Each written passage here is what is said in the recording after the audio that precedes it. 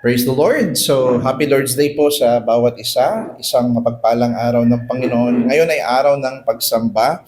At before tayo dadako doon sa formal na pag-worship natin sa Panginoon, mas mabuti na mag-Bible class muna tayo. Pag-aralan natin yung mga katuruan ng Bible, no? About sa attribute ng ating Diyos na ating sinasamba. No, isang napakahalagang bagay no na makilala natin kung ano at sino ang Diyos na ating sinasamba kasi we are not worshiping God by ignorance, no. We are worshiping him in spirit and in truth, sa katotohanan. So I believe nagkaroon tayo ng series, right, in the past about sa attributes of God. And I think marami pang mga attributes or character, katangian ng Diyos na hindi pa natin napag-aralan, kagaya ng God's wrath, God's love, and many more, God's incomprehensibility. At ngayon, ang aking pong ituturo is about po sa doktrinang divine aseity, no? Or another term po dito is God's independence, no? Pagiging independent ng Diyos, mga kapatid. So, to start, no, mga kapatid, tayong lahat ngayon, nabubuhay tayo sa isang makabagong mundong teknolohikal. Kung saan, iniisip ng tao na siya'y lalong nagiging independent at mas lalong naging makapangyarihan ng tao. Kasi dati, mga kapatid, kung gusto mong i-contact, may gusto kang i-reach out na tao, it's either magta-travel ka, sasakay ka ng kabayo, camel, 'di ba? Tapos makakapunta ka sa lugar. Nung nag-improve yung teknolohiya natin, gumagamit tayo ng mga payphone, right? Pero kung nasa USA, napakamahal ng bayad noon, no? Long distance nung ating panahon. Pero ngayon, napapansin nyo ba? Kahit saang dako ng globo, kahit saang lugar nakatira ang isang tao, ang dali mo na lang ma-reach out siya nang walang kahirap-hirap. Di ka nagagastos ng malaki. Isang chat mo lang sa Messenger, kahit nasa Turkey pa yung tao na yan o nasa Saudi Arabia or kahit sa Iceland, kung may internet connection, marireach out mo na siya. So ngayon, napapansin nyo na ang ginagawa ng technology ngayon, parang unti-unti niyang ginagawang Diyos ang tao, no? Na parang nagiging omnipresent na ang tao. Halos sa lahat ng lugar, kaya niyang puntahan. At sa paglipas ng mga ilang mga years, no, dumating bigla itong ChatGPT, itong Gemini, Copilot.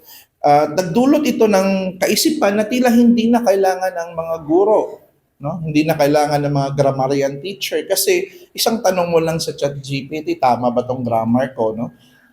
I-correct mo ito, di ba? Parang prompt, no? Na i-correct mo lang, i-correct mo ito.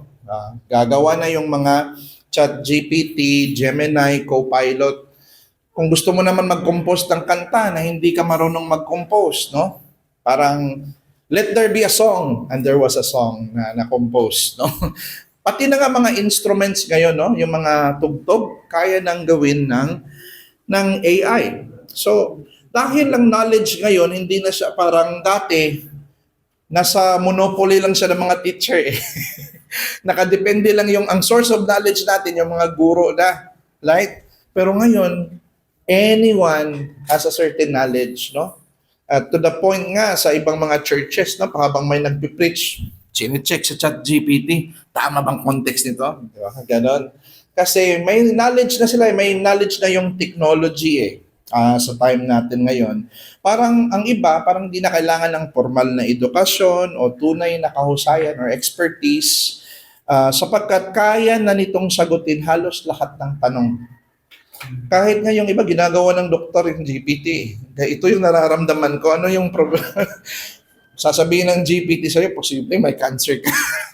So, what I mean is, pati sa engineering, sa math, di ba? Halos lahat, nakarely na talaga doon sa mga AI, mga kapatid, no?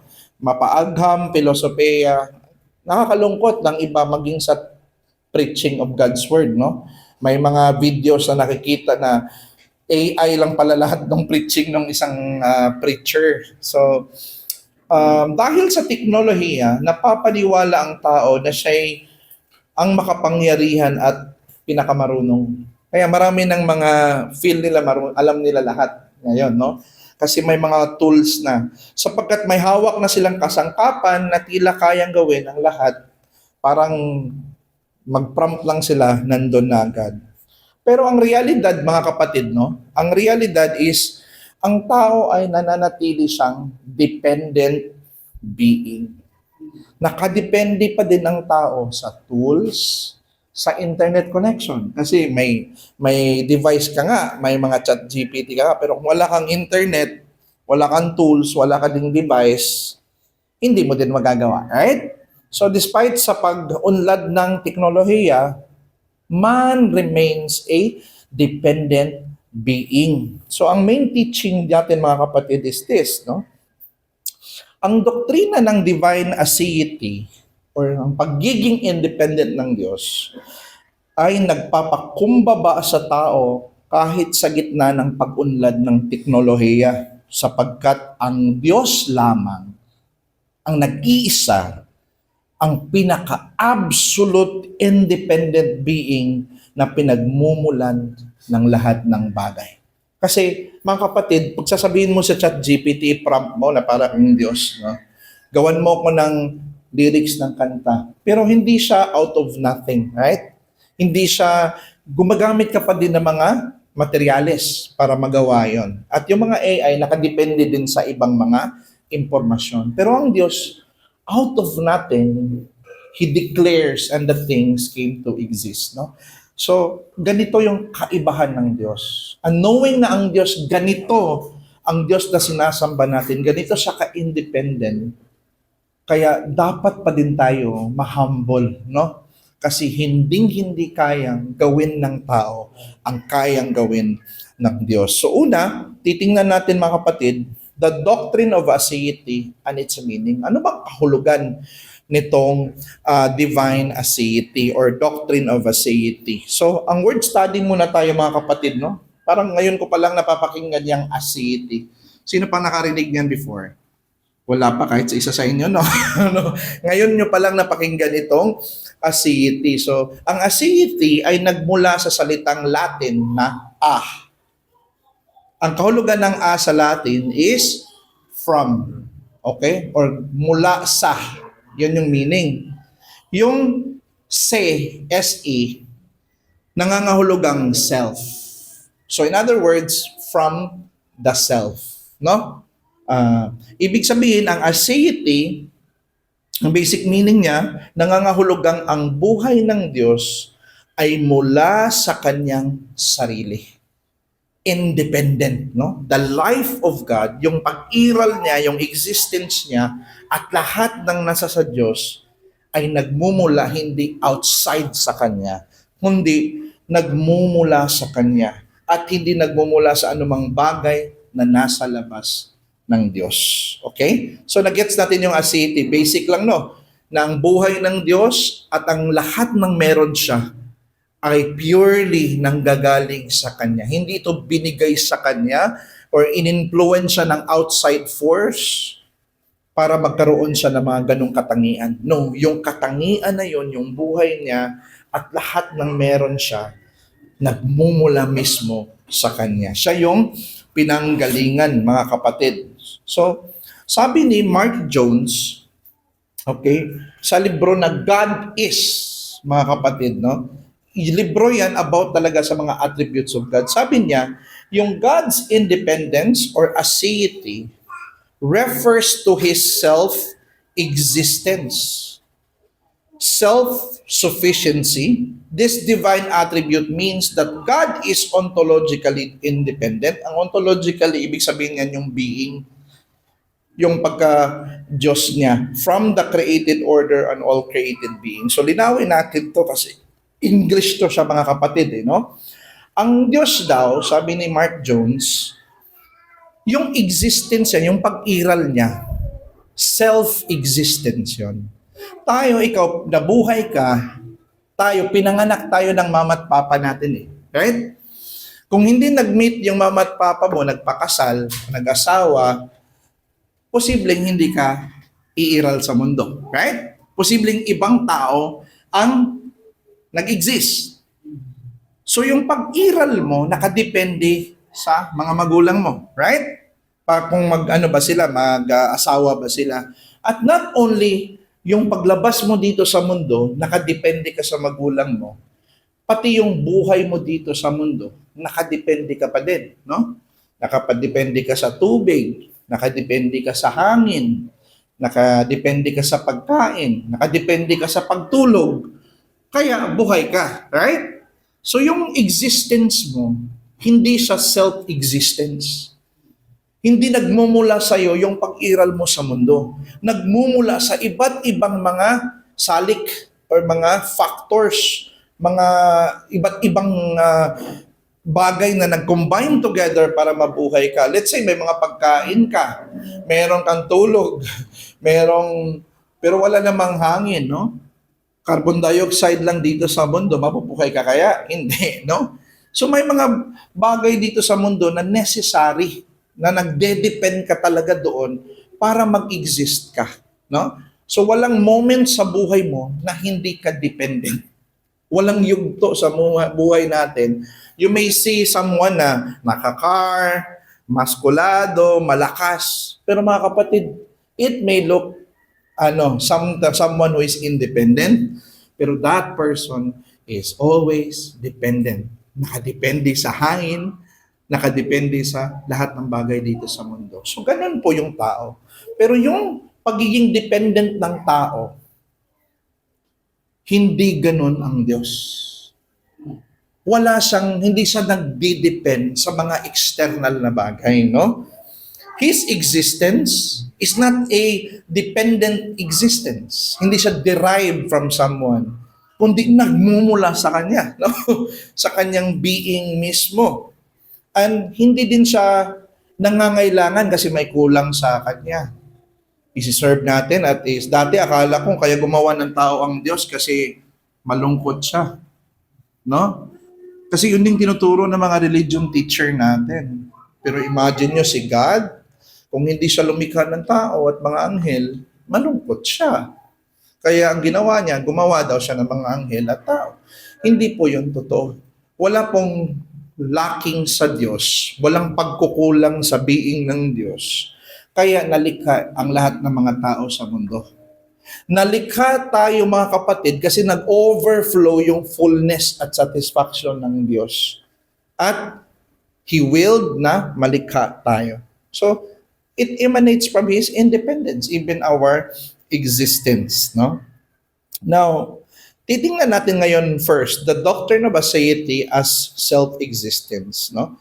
Maganda may Bible, right? Kasi kung wala tayong biblical basis, puro lang tayo salita dito ng mga enticing words, no? Na nakakaakit, appealing na mga salita, philosophical, pero walang biblical basis. So, tingnan na muna natin yung Bible, right? What does Exodus 3:14 says, no? Sabi dito, paano pinakilala nagtanong kasi si Moses, Lord, paano kung may magtatanong sa akin, sino yung Diyos na sinasamba mo? At anong sagot ng Diyos kay Moses, no? I am who I am. Sa Greek nga mga kapatid, yan yung tinatawag na Yudhe, sa Hebrew, Yudhe, Vauhe, or YHWH. Sa Hebrew, walang vowels no? Kaya nilagyan ng vowels, kaya naging Yahweh. No? That's the tetragrammaton. Sa ano naman, dahil ang spelling din sa YHWH is Judhe, Vauhe, GHVH. Nilagyan ng vowels, naging Jehovah. Gets? So, yun po yung ibig sabihin nun. Yan yung galing yung word na Yahweh. Kasi di ma-pronounce, no? Kaya nilagyan ng vowels ng mga Masorist. So, paano niya pinakilala yung sarili niya? I am who I am. And He said, say this to the people of Israel. I am has sent me to you. So, anong pangalan ng Diyos? I am, no? Kung gawin nating third person, God is. So, nakakapagtaka, bakit ganito kaya? No? I wonder ba kayo? Bakit I am yung kanyang pinakilala yung sarili niya? Anong meron doon, no?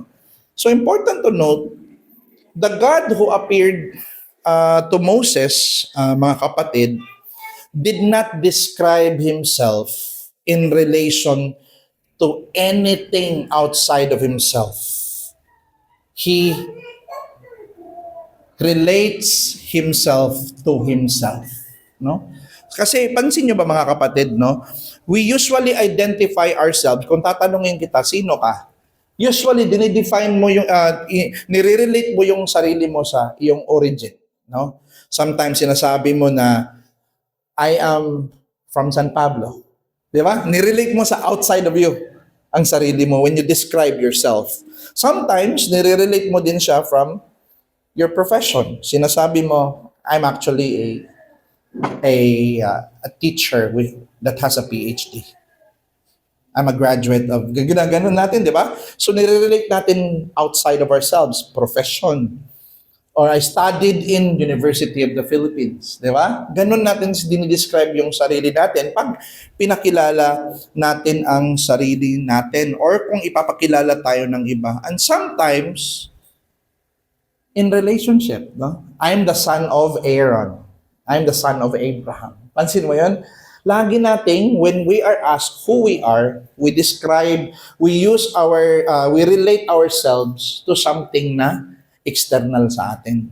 Now, ngayon, ang Diyos, hindi niya pwede i-relate yung sarili niya sa something outside of Himself. Hindi niya pwedeng masabi na siya'y taga dito na lugar because He occupies everything, right?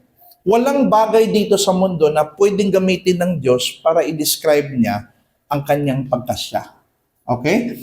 So, hindi niya pwedeng ma-describe ang sarili niya sa mga bagay ngayon. So, ngayon, ang sabi ni Samuel G. Parkinson, the personal name God gave, yung personal name ng Diyos na binigay daw niya kay Moses, is a disclosure or revelation niya of the kind of being that He is. Kung anong klaseng nilalang siya. Okay?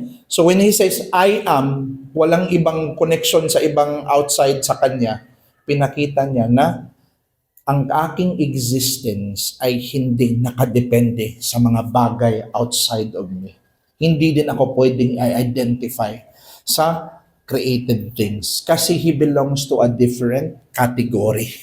Hindi kami magkapareho ng kategorya sa mga bagay na nakikita nyo sa mundo. No? So, the kind of being He is, and the kind of being He is the one who cannot be considered in relation to anything but Himself. Ibig sabihin nun, nung pinakilala ng Diyos ang kanyang sarili kay Moses, na sinabi niyang, I am who I am, He is saying that He is the absolute being. Siya yung pinakaganap na being sa lahat, no? Kaya I am who I am. Hindi I am Yahweh, the son of, or I am Yahweh of a different universe. No, hindi niya pwede i-relate yung description niya sa mga bagay na outside of Himself. So let's look at John 5:26, no? Anong sabi dito sa John 5:26? For as the Father, the God the Father, no? Has life, ano sabi? In Himself. Ibig sabihin, in Himself, hindi outside of Himself. Or given to Himself, right? Ang life ng Diyos is in Himself, nagmumula sa Kanya. Kaya siya yung fountain of life. No? As the Father has life in Himself, so He has granted the Son also to have life in Himself. Sabi ng mga commentator, pag tinanggal mo daw tong in Himself dyan, magiging dependent being si Jesus. Pero the mere fact na sa writer talaga, niretain talaga nila itong in Himself, we will identify now na si Jesus, yung life niya, no, communicated by the Father within the Trinity, is a life in Himself. Hindi siya nagmumula outside sa kakanyahan ng Diyos. Hindi siya nagmumula outside the essence of God, no? So Let's look at this, no? Let's say ito yung diwa ng Diyos, no? Nandyan yung Father, Son, and Holy Spirit. Yung buhay nila, no? Dito nagmumula sa kanilang kakanyahan. Dito, no? Hindi siya nagmumula from outside tapos ibinigay sa kanya. Siya yung source lahat ng buhay, no? Ganun yung ibig sabihin nun. So Jesus, the Spirit, and the Father has life in Himself, in themselves. So kaya, kayang sabihin ng Diyos, no? I am the first and I am the last, right? Kasi ang kanyang pag-iral, ang pag-iral ng Diyos, hindi nakasalalay, nakadepende sa anumang bagay na nasa labas niya. So, ngayon, take note, no? Just as eternal ang essence ng Diyos, so eternal din ang kanyang pag-iral, no? Ang kanyang existence. Walang punto sa kasaysayan na hindi siya umiiral. Okay? Tandaan natin yan. Walang point sa history na ang Diyos ay hindi umiiral. Okay? So ngayon mga kapatid, He exists before and after time is created. So, ang time may simula. Ang Diyos wala. No? So before time, there was God. After time, there is God. And there will always be God. So, in Isaiah 44:6, no? I am the first. Pag sinabi niyang I am the first, hindi po ibig sabihin nun na, may simula siya, siya yung first. Ibig sabihin lang nun na siya yung pinagmulan sa lahat ng bagay. Can you come to think of it, no? Hindi ka ba nagwa-wonder? If you look at an elephant, and if you look at a cockroach, parang may pagkakaiba sila no? Malaking pagkakaiba nila, pangit itong cockroach. Pangit, minsan ang iba, pantingin din, pangit din yung elephant, maganda yung butterfly, pansin nyo. Pero alam nyo ba, yung hitsura nila mga kapatid, pwede hindi ganun yung hitsura nila. No? Pwede i-decide ni Lord na ang hitsura ng cockroach ay iba at hindi ganon yung kagaya nung nakikita natin na ipis.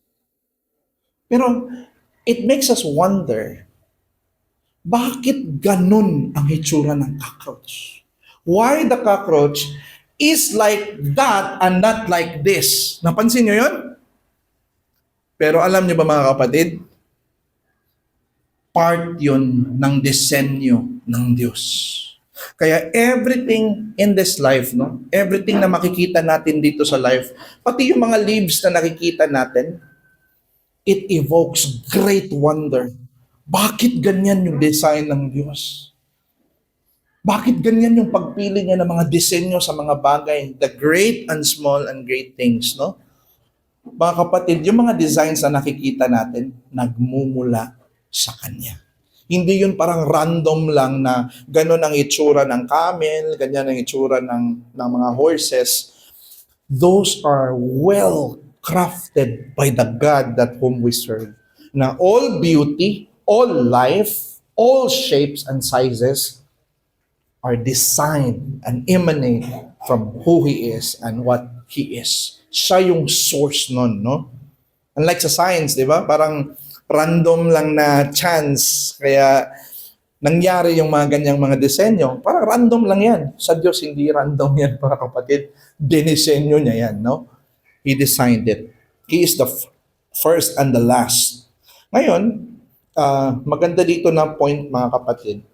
Since nakikita natin na ang Diyos, independent siya na being, then therefore, it follows na God can be dependent, can be depended on. Makakadepend tayo sa Diyos unlike anyone else because only His existence absolutely depends on no one else. Bigyan ko kayo ng example. Siguro magandang bigyan ko kayo ng example, no?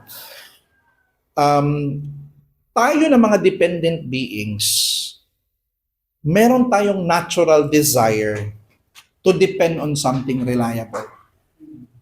Gusto natin yung reliable talaga, no? So, kaya tayo naghahanap, for example, may work opportunities, no? Between sa dalawa. Dito ang offer, 60,000 a month. Dito ang offer, 52,000 a month. Pero regular ka at di ka ma-determinate. Usually, ang pipiliin natin yung regular, hindi sa contractual. Kasi yung contractual, it can probably give you something for a couple of months. Pero paano kung matapos na yung contract, sana ako maghahanap ng trabaho. Hindi siya secure, right? Kaya naghahanap tayo na ma-regularize tayo sa, especially kung good ang pay, right? 6 digits ang pay. Gusto natin ma-regularize. Kasi gusto natin ng something na reliable, mga kapatid. Dito din sa paghahanap ng asawa, no? Sa mundong ito, in the secular world, ang gusto talaga ng tao is dapat financially stable ka, no? Before tayo mag-asawa. Naghahanap ng financially stable kasi the women looks for someone who is dependable, na makadepend talaga sila, no? Hindi yung walang tamad, no? Ayaw magtrabaho. Kung tamad siya, magugutom kami at mga anak ko. Ayoko sa lalaking yan, right? So, whether we like it or not, ganun yung ugali ng tao. Parang natural niya na na disposition sa kanyang sarili. Pag naghahanap tayo ng company, naghahanap din tayo ng well-established company. Naghahanap tayo ng kumpanya na parang renowned, na hindi siya mabankrupt, hindi ako biglang mawawalan ng trabaho. Naghahanap tayo ng reliable na mga bank companies, right? Nandun natin yung mga pera natin kasi ayaw natin ng hindi trusted, no? Gusto natin ng trusted. Nabubuhay tayo sa ganong paraan. Pero mga kapatid, if you're going to look at it, sa lahat ng mga ito na nakikita natin sa mundo, lahat yon hindi reliable. Lahat yon nawawala. Kala ko nga dati ang ABS-CBN forever no? Biglang nawala. Pansin nyo yon? Walang reliable dito sa mundo, no? Ang tanging reliable lang na makaka-rely ka talaga, tanging ang Diyos, no? Siya lang yung independent being. Independent siya kasi hindi siya nagdedepende sa iba. Lahat ng mga to, nakikita mo sa ibang dito sa mundo, nakadepende lang yan, one way or the other, on some other things. But God does not depend, no? So, ang ano natin dito, panawagan, you have to put your trust, no? This is very common na panawagan, mga kapatid. Pero kung totoo yun, no? If it is true, na ang Diyos lang talaga ang pinaka-independent na being, then therefore, dyan ka sa Kanya sumandal. Who is dependable. All things pass away, but He remains. Di ba? His existence is not conditioned by circumstance. Lahat ng mga tao dito sa mundo, nakadepende yan sa circumstance. Your husband right now, probably may trabaho, malaking sweldo, pero pagdating ng panahon na magkakasakit siya, can you still depend the same way that you do? No, right? Posibleng mawalan siya ng kakayahan. And guess what? Ang ating needs dito sa mundo is always constant, no? Pero ang ating pera, ang ating income, hindi. Hindi, di ba? Pero bakit nabalanse siya? Because may Diyos na umiiral, mga kapatid, at nagbibigay sa atin ng mga ganong blessing. So, ganun yung pagkakaiba ng Diyos sa atin, no? So, ang tanong din dito, sa salvation mo, saan ka din nakakadepende, no? Nakadepende ka ba sa good works mo? Ang tanong, dependable kaya ang good works mo? Right? Let's say, grant natin na, sige, maliligtas ka na. Sasabihin ni Lord ngayon, sige, i-change ko na, no? Ang way na ng salvation ngayon is good works. If you do good works, you will be saved. Let's say, ganun yung gagawin ng Diyos. The question now, ang good works ba na ma-perform mo, is it dependable? Can you actually depend on your good works? Kung titimbangin ng Diyos yung mabuting gawa at saka yung kasalanan mo, sa tingin mo, asan kaya yung mas marami? No? Hindi ka din makakadepensa yung good works, right? So, even sa salvation, dependent tayo. Dependent tayo kay Kristo. Kaya may Kristo na pumunta dito, nagligtas sa atin because left on our own, we don't have that natural capacity to believe. Hindi likas sa atin na maniwala, mananampalataya, hindi rin likas sa atin, no? Sa ating fallen nature na mag-repent sa kasalanan, no? Na gumawa ng mabuti. Lahat 'yon ay dahil ipinagkaloob ng Diyos sa atin, no? Through regeneration, nung na-born again tayo, binigyan niya tayo ng kakayahan na mananampalataya. But it's still a gift, right? Salvation is a gift. Now ngayon, titingnan natin the doctrine of aseity as self-sufficiency, no? Ang meaning ng aseity, meaning independence, no? God's independence. So, nakita natin na why He is independent, kasi yung existence ng Diyos, hindi galing sa something na outside sa Kanya, no? Kundi nagmumula sa Kanya yung Kanyang existence. Hindi rin siya parang, hindi ako nag-exist ngayon, i-cause ko yung sarili ko na mag-exist. Hindi rin ganon. He always exists, no? Kaya God is, no? Yun yung I am who I am na natakil na natin. So let's look at self-sufficiency. Ano sabi ng Bible? He is not served by human hands as though He needed anything.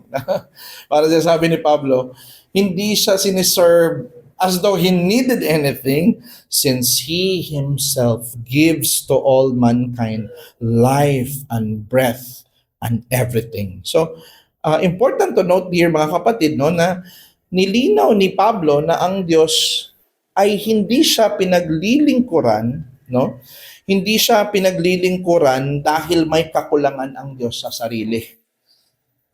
May kakulangan sa kanyang sariling pag-iral na hinahanap niya sa ibang mga tao. Hindi po, no? Hindi tayo nagwo-worship sa Diyos para ma-fulfill na ma-reach ang Diyos sa certain fulfillment na nag-glorify ako. Tayo parang meron tayong ganyang hunger, no? Minsan it's a sinful hunger na gusto natin i-glorify tayo. 'Di ba? Meron tayong gano'n, no? Na gusto natin mapuri tayo, ma-notice tayo kasi may kakulangan tayo. Ang Diyos wala siyang ganong lack, no? Mag-worship ka sa Diyos o hindi, walang kabawasan po 'yun sa Diyos. At kung nag-worship ka din sa Kanya, wala din yung karagdagan sa Diyos. Hindi siya nag-i-improve, hindi din siya nababawasan, no? Hindi din siya nasubtractan ng Diyos ng certain glory. So ang Diyos, umiiral siya perfectly. At siya yung source ng lahat ng buhay dito sa mundo. So ngayon, di ba, may mga atheists, hindi kumikilala sa Diyos, right? May mga hindi naniniwala ng exist ang Diyos. Pero come to think of it, dependent pa din sila sa biyaya ng Diyos. Ang hangin na kanilang hinihinga, ang tubig na kanilang iniinom, diba? The rhythm of their heart. Every aspect of them is always dependent and dependent on something outside of themselves. Sana maisip nila yan, no? Na walang moment sa buhay nila na hindi sila nagde-depend. Nagde-depend sila sa something outside. At ang Diyos ang nagbibigay ng buhay. So, kung ikaw ngayon ay hindi mo pa nakilala ang Panginoong Jesucristo, tandaan mo yung katotohanan na yan. Ngayon pa lang, no, sinusustain ka na ng Diyos, binigyan ka niya ng buhay, at the mere fact na nag-breathe ka pa rin ngayon, no, it's God's calling towards you na mag-repent ka sa iyong kasalanan at lumapit ka sa Panginoong Jesucristo at ikay sumandal sa Kanya, sapagkat you need a Savior. You need to depend on a Savior. Kasi whether you like it or not, dependent being ka. Kaya huwag kang mag-ilusyon, no? Kaya mo on your own ang salvation. Hindi, no? Mag-depend tayo sa independent, mga kapatid, which is God. So ngayon, titingnan natin, is it biblical, brother? It should be the book of, it should be not Acts 17, maybe Psalms 36, 36 yata to, na mali lang ako dito ng sulat mga kapatid, no? Anong sabi dito sa text na ito? 36 verses 7 through 9 ito. I was right. Psalms 36, 7 through 9. Anong sabi dito ng salmista? How precious is your steadfast love, O God. The children of mankind take refuge. Sa iyo sumasandal, no? In the shadow of your wings.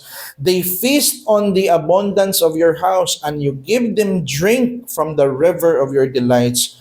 For with you is the fountain of life. Ganun po yung description ng Diyos. Ganyan siya ka-fully satisfied ang Diyos. Fountain siya ng buhay. Kaya nga si Jesus Christ, di ba? He is the life. Ang tawag nga sa kay Christ, He is the way, the truth, and the life. Kasi fountain talaga ang Diyos ng buhay na walang hanggan. At kaya tayo na-save kasi nagiging kaisa tayo kay Jesus who is the fountain of life. Kaya nag-participate tayo sa salvation, no? If you are an elect, kung ikaw ay hinirang ng Diyos, hinirang ka na maging kaisa kay Kristo. And that involves sharing in that immortality, in that life of God. Kaya ang mga unbeliever na hindi kaisa ni Kristo, hindi sila maliligtas.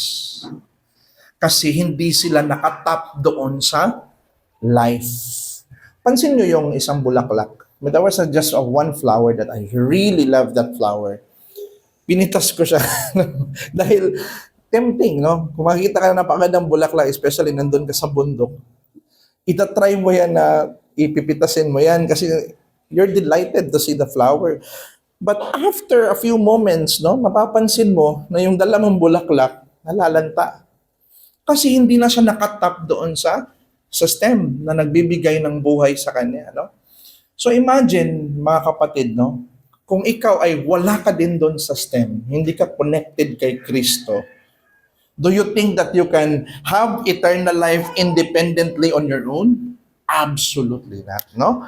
So nakadepende tayo kay Kristo sa ating kaligtasan.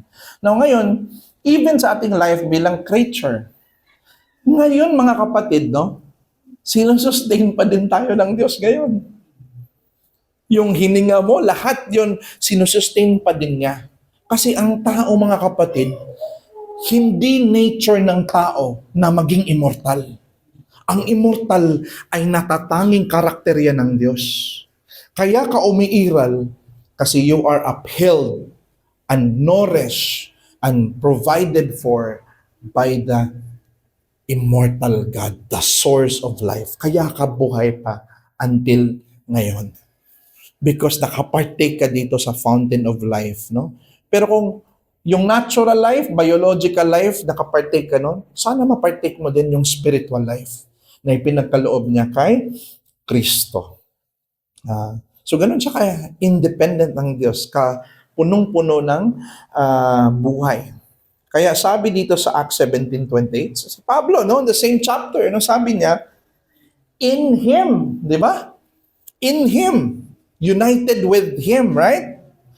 We live and move and have our being. So, iba yung deism na Diyos, na yung deism na God is gumawa ng universe, gumawa ng mga natural law, iniwanan yung mundo, bahala na kayo, mabuhay kayo dyan, nandyan na yung mga natural laws.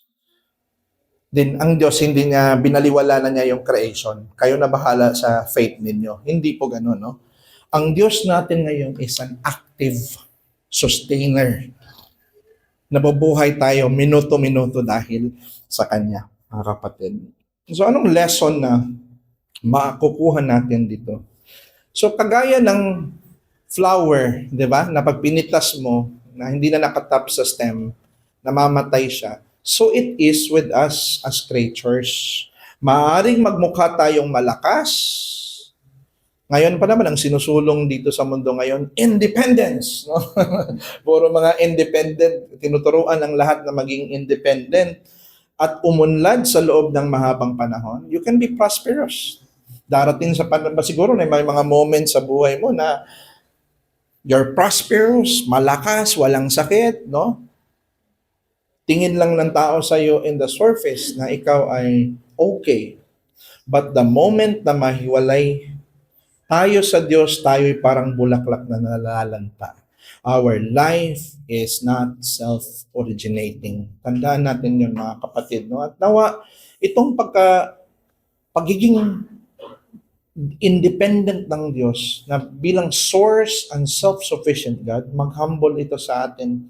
Kahit gaano pa karami yung mga gifts, biyaya na meron tayo, gaano tayo katalino, kayaman, kaprospero sa ating buhay, it should cause us to humble pa din.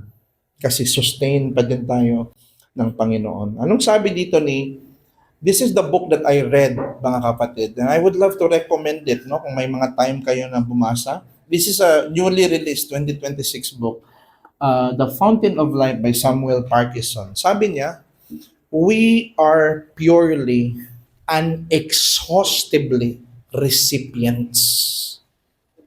Recipients tayo exhaustively, no? And all we do is receive, receive, receive. And our great benefactor, which God, gives and gives and gives. It is all of gift. Another way to say this is that creation has its being by participation in the likeness of the Creator. Totoo yun, no? What God is doing every moment is just give, give, give, give lang talaga, mga kapatid, no? Tayo receive, receive, receive lang tayo. But seeing a God who did that, kaya di mo siya ma-question pag inimperno ka niya, no? Pag di ka maniwala sa kanya, kaya every mouth should be stopped Sabi sa Bible Kumbaga parang nasa korte ka, pinresent sa'yo ng Diyos, yung justice niya, pinakita sa'yo, tapos wala kang imik, na di ka makasagot kasi alam mo guilty ka, no? Ganon kabuti itong Diyos, mga kapatid, na sinasamba natin. And I want to highlight na iba ang God ng Scripture sa Diyos na inaakala mo na ginawa lang ng iyong utak. Kung hayaan lang natin yung Scripture na magsalita kung sino itong Diyos na ito, mapapasamba ka talaga sa God na ito. Kasi walang ganitong Diyos, no? Elsewhere. Ito yung Diyos natin. In Job 41:11, who has first given to me that I should repay him? Do you see the rhetorical question ng Diyos, no? Sino ang nagbigay sa akin? Or nagbigay sa akin ng something na dapat kong bayaran? That rhetorical question anticipates the answer, no one. No? That's the purpose of rhetorical question It's not anticipating an answer It asserts an answer na wala. No? Walang nagbigay sa akin na kayangan. Walang tao na kailangan kong bayaran na nagkautang ako. Mga kapatid, no? Whatever is under the whole heaven is mine. Yun yung claim ng Diyos na sinasamba natin. So everything is mine. He owes nothing to no one. No? In Isaiah 13:14, baka knowledge, no? Baka nakaambag tayo ng knowledge ng Diyos. Sabi niya, whom did He consult? Kanino siya magkukonsulta? And who made Him understand? No one. Siya yung source ng knowledge, siya yung source ng life. In Romans 11:36, what a nice verse. Ito yung isa sa pinakamagandang verse sa Romans, no? For from Him, meaning to say, from Him, siya yung origin, siya yung pinanggalingan sa lahat ng bagay. For from Him, but He's not only the source, the origin, He is also the means, no? Through Him din, no? But it's not only through Him. Hindi lang siya yung origin, hindi lang siya yung means, He is also the end. And to Him, no, are all things. So lahat ng bagay nang gagaling sa Kanya, sa pamamagitan niya, at para sa Kanya, at papunta para sa Kanya. It has this direction and destiny papunta sa Diyos. Ganyan ka amazing itong God na sinasamba. Sa conclusion, mga kapatid, no? As we ponder upon the created order, kung titingnan nyo yung buong creation, everything in this life indeed, no, depends on many other things than itself, and it should cause us to worship and look on Him who alone stands unconditioned, independent, and the very fountain of life and existence. Look at the world around you. They depend. And it should motivate you to look on Him who is independent. Sabi ng isang Eastern na church father, no? Isa sa mga Cappadocian fathers, Gregory of Nyssa, sabi niya, the heavens, itong langit daw, showing the Maker's wisdom, practically shout with a voice. Yung langit pala na kung titingalain mo yan, para daw yung nagsasalita, no? Though silent, they declare the Creator's craftsmanship. You see that? Pinapakita sa iyo ng langit, this is how the Creator crafted the beauty of the heaven. At anong sabi dito?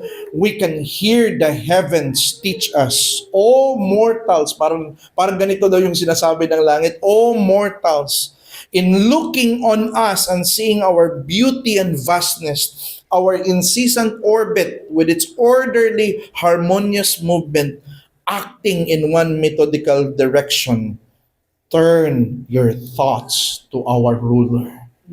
So even ang heaven, mga kapatid, no? Pinopoint ka sa Creator mo. Kaya ang mga atheists pagdating ng panahon, ma-meet nila ang Diyos. How foolish are you to think na walang Diyos na lumikha ng mga bagay na ito, no? Nag-i-evangelize, no?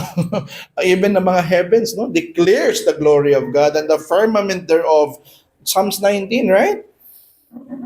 Through the beauty you see, envisage the beauty of the unseen source, no? Parang minimirror daw ng langit ang beauty of the unseen source, who is God. So ang application natin, may konting application tayo mga kapatid, and I hope ma-apply natin sa ating buhay. God's sufficiency encourages us that everything that we need in this life and the life to come is sufficiently found in Him. Walang kulang sa Kanya, mga kapatid. Lahat ng kailangan mo is in Him. Kaya si David can confidently say, the Lord is my shepherd. I shall not want. Walang mangkukulang sa akin. Diba? Yun yung sabi niya.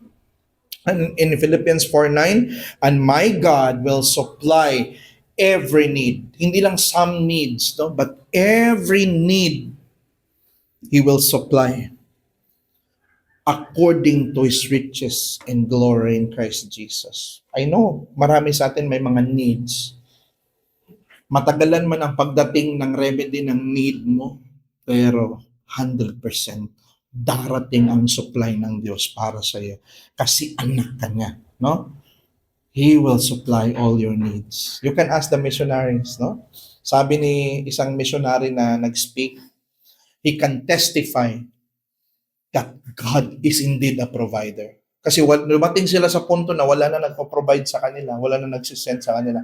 And it is a perpetual wonder for them why they still live and live sufficiently. They believe, my God talaga, no? Na nagsusupport at nagpo-provide. And God's sufficiency teaches us to be more prayerful, no? And more dependent on Him. Because He is also most willing to give us more than what we desire. So ang Diyos, mga kapatid, no? Hindi lang siya nagpo-provide ng kailangan mo. Siya din yung provider na willing talaga mag-provide sa'yo. Where's the text? In the book of Matthew. Knock and the door shall be open. Pray and you shall be given. Seek and you shall find. Diba? Kung in-encourage ka niya, maghingi ka, magdasal ka. Kasi bibigyan kita, kasi willing ako na magbigay sa'yo. Do you see that? That's the God of the Bible. Ganun siya ka-full. Kung sa tao, pwede pang makapil tayo ng greed eh. Mawawalan ako, maubusan ako ng stock. Konti na lang pera ko, konti na lang savings. Ang tao, pwedeng ganyan, right? Ang Diyos, has an infinite store of wealth and is willing to give it to his children. And it encourages us to mortify the sin of self-sufficiency. Sometimes, akala natin hindi tayo nagdadasal no? Kasi may mga moments sa buhay natin, natitempt tayo na hindi magdarasal. Bakit? Okay naman yung savings namin.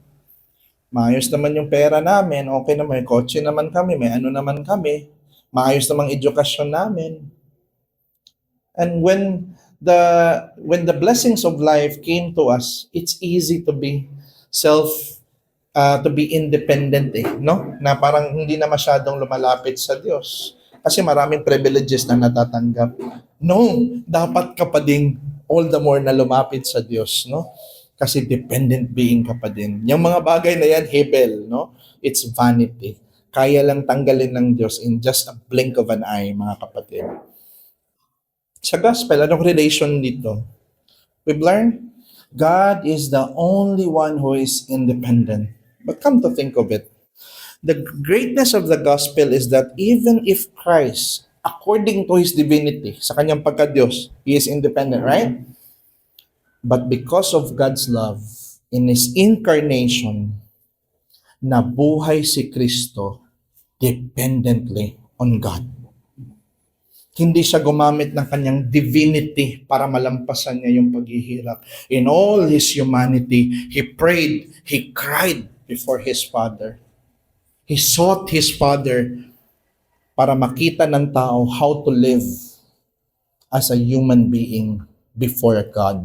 Pinakita ni Kristo yun. He provide us a model on how to live as dependent human to God. Di ba? Let this cup pass from me. 3 times siya nag-plead kasi yung humanity ni Christ natakot sa wrath of God na nakita doon sa symbolized by the cup. Binigay ng Ama sa kanya. Oh Father, let this cup pass from me. Let this cup pass from me. Nevertheless, not my will, but your will. And he was strengthened by the angels, right? All his life, nabuhay siya na nagtiwala sa kanyang Ama. And he did not snuck in to the power of his divinity. Only in his resurrection and his incarnation, no? Nakita natin. Pero the rest, even the resurrection of Lazarus, nag-pray siya sa Ama niya. Di ba? Nakadepend si Christ. So, yun din yung buhay natin na dapat makopya natin sa Kanya to be dependent with the Father. And this humility of Christ made it possible for us to share in that filial dependence to God as our Father. As He depends on His Father, according to His humanity, not His divinity, right? So tayo din na mga human na kaisa niya, we are going to depend our Father who is in heaven. And He is our Father because of Christ, the gospel.